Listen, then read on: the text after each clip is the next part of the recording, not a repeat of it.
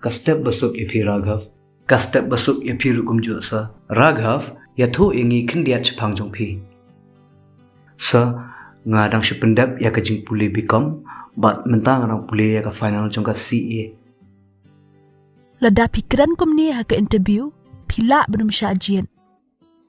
Syong bah kran da kajing slur bat penlet jing mod bah ya ki badan kam. Sir.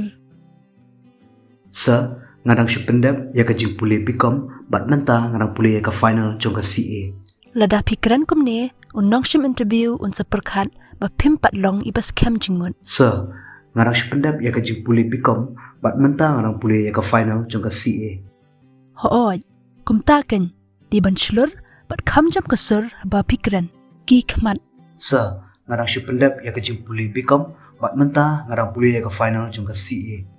Barabor habakran iban pai becha ka khaman jeng ibriu ibakran ya pi wat jupet chapo lani shaka diang shakamon ka body language. Sa ngadang shupendap ya kajing puli bikom bat mentang ngadang puli ya ka final jong ka CA. Syong ben penbet bahai ka clear bat kamet jeng pi kurukam syong jeng pi kala ban penpau ya ka dak babha lani basniu khaman inong shim interview.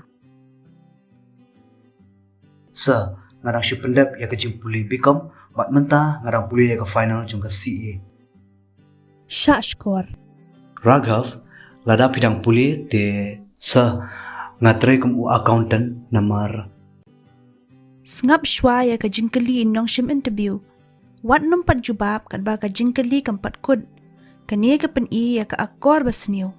Raghav lada pidang puli dibeli pat pikwa ban trai kum u accountant. Sa ngakwa ban apply ya ka ka bang puli bat banang ban trai ya ka kam kum u accountant.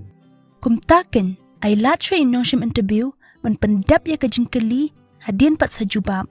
Pendet jingmot bahai kini ya ba pisyong interview kenang ba pinsala ban leap ha.